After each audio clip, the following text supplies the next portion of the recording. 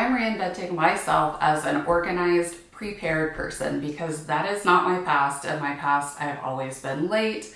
I have not been prepared. I've been anxious because I don't know what's going to happen. Like even very basic things like birthdays and anniversaries, holidays, these things have never made sense to me. It's like they're all floating in my brain and they will not coalesce. So I've had to figure out how to actually organize. As someone with ADHD, as someone who has a ton of kids and chronic illnesses and a bunch of different things going on. So I wanted to bring you along with me because it's January 31st and I'm going to do like a rough planning for February, and then I'm gonna do a detailed planning for this first full week of February coming up. So in case you wanted to come along with me and see how I organize according to my ADHD and plan things so that with autoimmune diseases, I can stay fairly consistent, I would love to have you. Something I figured out is that I cannot have one calendar. I have to have two. I have a digital calendar and I sync that with like my husband and my older kids have, the appropriate folders for that calendar.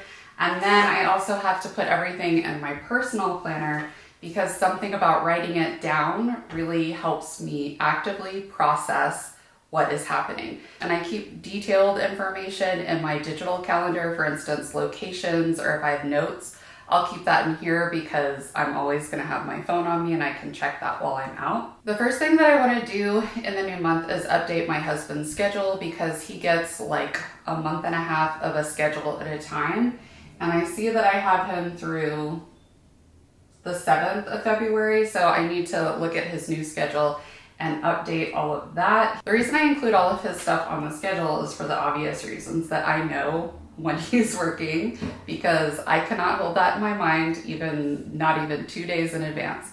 So I definitely need it written down for that practical purpose. But the other reason for that is so that I can plan according to my capacity. So for instance, if my husband's worked several nights in a row and that means he's slept all of the days pretty much, and so I've been kind of on my own. So I'll make sure that I plan a little bit less for myself to do. And then if he's off for a couple of days, I'm gonna plan a little bit more. Okay, now Kwame's schedule is all input and all of the doctor's appointments and things like that have been put in here, but there's a couple of things I know that are upcoming that I haven't stuck in yet. My daughter just sent me a text about flight information, so I need to put that in the calendar so that I know when to drop her off and pick her up. The other thing is I had put in my son's basketball games and practices for all of January, and I think I have a couple of them in here for February, but then I got tired and I was like, I'll do the rest later. So those are two things that I know I need to update my digital calendar with first. Okay, I've got Abigail's flight information. Her flight's at 7, so I think we'd probably need to leave here at 5. Sad day. I also always try to put in location information, even if it's somewhere that I know the location, because I like getting the alerts when it's time to leave because it factors in traffic and stuff like that. So now that everything is up to date in my iCal, I'm going to put everything into my planner onto my February month, and then I will start to look at the week ahead. I use color to categorize my calendar. So I have blue is for school, for instance. I've got hot pink for appointments, so it'll grab my eye, green for when my husband works, etc. Once I have everything on my calendar, if I want to put little cute stickers on there, I will. I usually do a couple of them, although I try not to do too much because the busier the planner is, the less I want to work on it. On my calendar, I also have these goals for this month, and I have one that goes with each week so that I can kind of break down bigger goals and projects, but I'm not going to touch that right now. I'm not in the mood. I feel like I'm kind of barely hanging on, and when I'm in that mindset and I try to come up with goals or organize, bigger projects that I want to do, it tends to deflate me and make me feel like I'm gonna cry. So I'm just not gonna do that because I'm pretty overwhelmed. However, Scout is starting preschool on Monday. I cannot believe it. I'm so excited for her because she is such a little learner and she loves being around people. So I think she's gonna have a great time. I'm a little nervous, I'm a little, but it is gonna free up a lot of my day too. It's Monday through Thursday. So I think once I have her in school, I can get a little bit more centered around goals because I'm feeling kind of overwhelmed and I want to respect that instead of just be like, no, you need to just keep pushing. I'm not there, so I'm not going to do that. Now that I've got my monthly calendar filled out, I'm going to plug in all of the calendar stuff into the week ahead so I'm already somewhat prepared.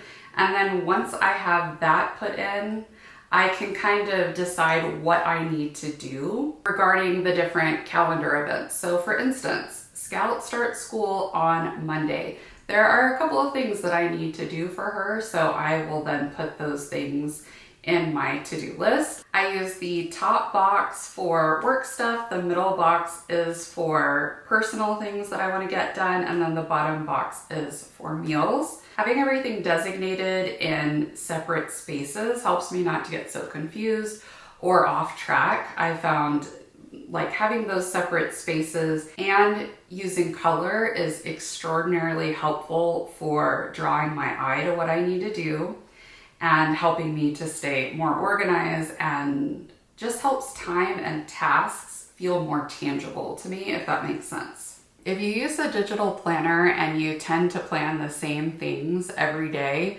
a little hack is to write them all down and then make them into a sticker so that you can just place them every day instead of have to write them out all the time. You can make stickers for anything that could, recurring appointments, things like that. So if you ever want a tutorial about that, I can show you how.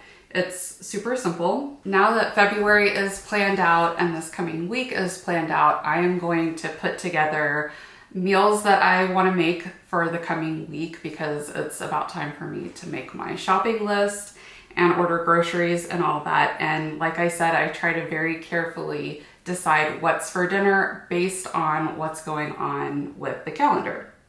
When I'm looking at my setup, I know that Wednesday is going to be crazy. That day is going to be so difficult. So I know for a fact that that's not going to be a day that I'm cooking. And then Thursday when Miles has his basketball game, it's such a mad dash that day. Like my kids get home from middle school at 4:30 and then we pretty much have to leave less than an hour after that to get to the game early.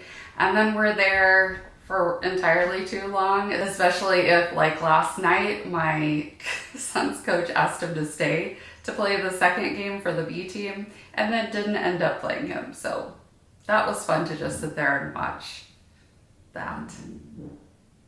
So that's another day where I like to have leftovers on Thursday night because then there's usually a couple of different options. People can just choose what suits them and whatever. And then I guess on Wednesday, I'll go ahead and do freezer meals because I just know I can pretend in my heart that I will have meals ready the day before or do it that morning, but I'm not gonna.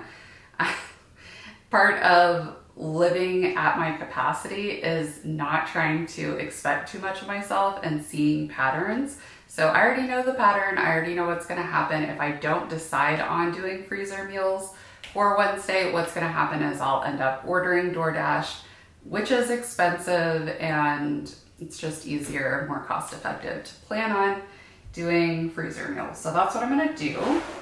If I want everybody to eat leftovers on Thursday, or we could do that Wednesday as well, I'm going to need to make sure that Monday and Tuesday I make things that are gonna save and make a little bit of extra for those so that we can do leftovers either Wednesday or Thursday. So that's gonna help me decide what to plan to eat also. Another tip I'd like to give you if you really struggle to decide on what you're gonna eat for the week and menu planning and all that is you don't have to come up with the meals in advance. If you take a couple of weeks and you just write down what you ended up eating the night before, that can become its own catalog of meals. That's what I've done. And once you've written down everything that you eat just for dinner, I would say, for like an entire month, out of that, you're gonna have at least a dozen meals that you know that you and your family like, and then you can use those to kind of reach for when you're meal planning. Another thing I highly recommend is when you do have a meal that you like, make a recipe card for it and then organize it according to capacity. So for instance, if I wanna make spaghetti, that is something that's pretty low capacity for me because I use jarred sauce. I use just throw the meat in there and seasoning, and it's pretty easy. It does not take me long to make that. So that's in my low capacity recipes. And something like a cheesy broccoli and potato soup where I had to cut up quite a few things, that would be an average capacity meal. And then you can plan your meals according to your capacity also. The last thing that I want to do in my little planning session is I want to take a look at my health tab in my planner, because I've been doing this thing where I'm keeping track of things that are going on with my health, whether that be physical or mental. Hello, voice crack. Whether that be routine things like I went to the doctor, med changes, so many little things happen that I always think I'm gonna remember and I don't.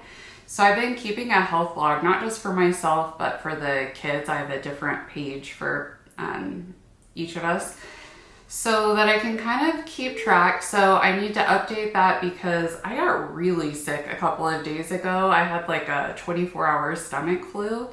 And the reason that I want to write that down is because I think that I've had the stomach flu at the same time every year I think this is the third year. Do I know that? No, because until pretty recently, I have not been recording my health data.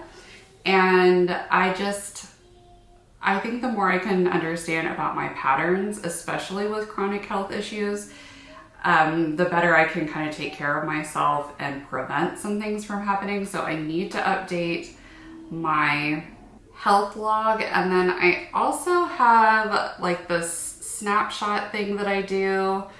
I write down how I'm feeling on this side, and then I just have over here, I have different things that do help me with my health, and I've written them down here, and I kind of am keeping track of what I'm doing.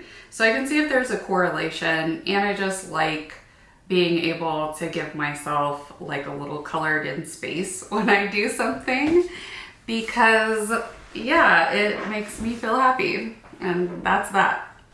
Then I also like to have, like right here, books that I'm reading, and this is outdated. I need to update this. And I have like things for movement, different options. I like to have a low capacity, average capacity, and high capacity option for movement, because sometimes I'll intend to, go to the gym, for instance, and then I wake up and I feel terrible. That doesn't mean that I should have no movement for that day. That just means that I need to switch to a low capacity option, like stretching for 15 minutes.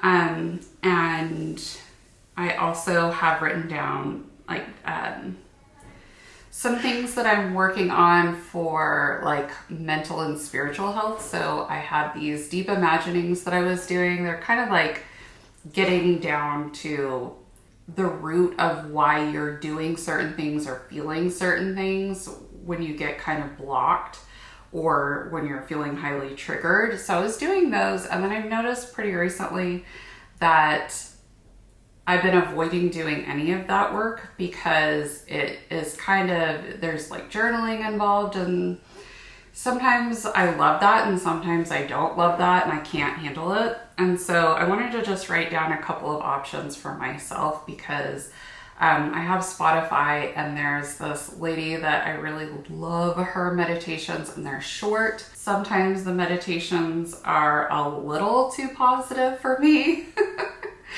but I still like her. I like her vibe, and I'm finding that I'm reaching for those a little bit more often because I just have to play it.